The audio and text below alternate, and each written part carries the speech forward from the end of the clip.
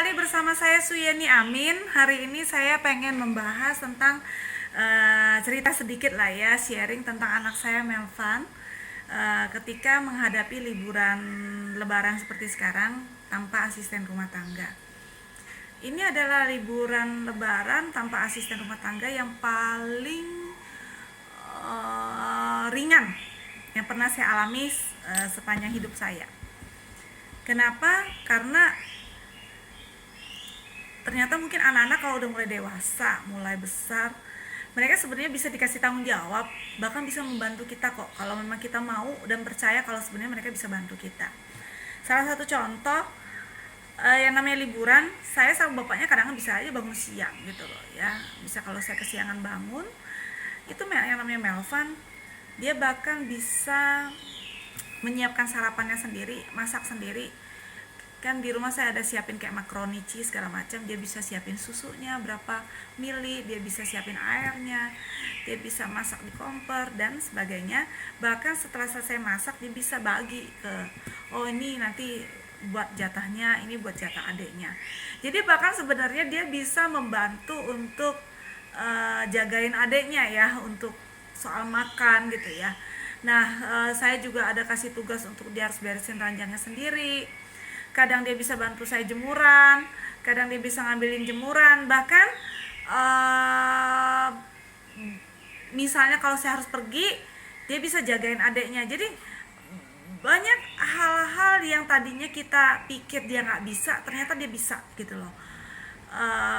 Apalagi sebenarnya Melvan itu pada dasarnya yang namanya dia special need ya, dia Asperger syndrome, dia sangat fokus sama dirinya sendiri, dia nggak begitu peduli dengan keadaan lingkungan lainnya, dia hanya melihat dirinya sendiri. Tapi ternyata dia bisa loh sebenarnya kalau kita ajak bicara baik-baik dan kita omongin gitu loh, Melvan bantuin mama ya untuk jaga adek dan sebagainya. Ini adalah cerita tentang anak saya yang Asperger syndrome ya, salah satu rumpun dari keluarga autism. Bagaimana dengan Anda yang bahkan mungkin mempunyai anak yang normal, nggak kayak anak saya? Saya perhatiin banyak sekali cenderung anak zaman sekarang ya, dimanjain sama orang tuanya.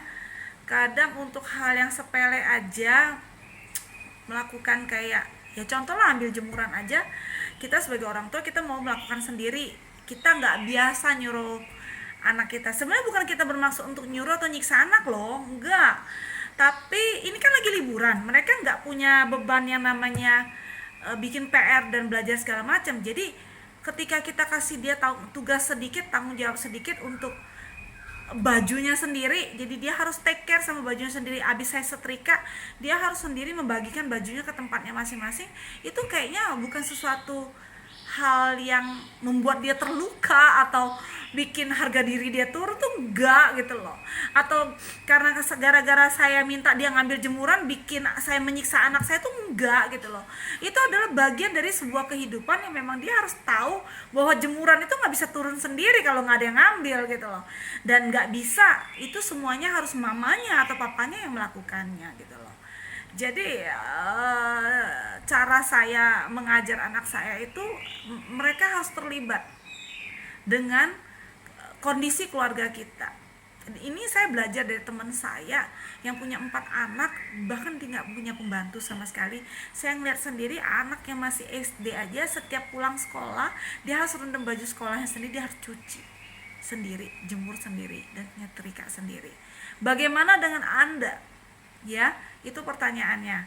Apakah Anda kepikiran untuk mengajar anak Anda untuk mandiri, atau mereka cuma taunya terima beres saja? Jadi ketika dia harus ke negeri orang lain atau sendiri atau ngekos atau asrama sendiri, mereka kebingungan, nggak enak kalau nggak ada mama. Kalau saya lebih memilih bagaimana caranya anak saya bisa mandiri. Mungkin itu aja sharing saya kali ini, semoga bermanfaat terutama buat Anda yang punya anak special needs seperti saya. Semoga kita tidak menyerah, terus berjuang untuk yang terbaik supaya anak kita bisa survive mandiri meskipun orang tuanya udah nggak ada nantinya. Itu aja.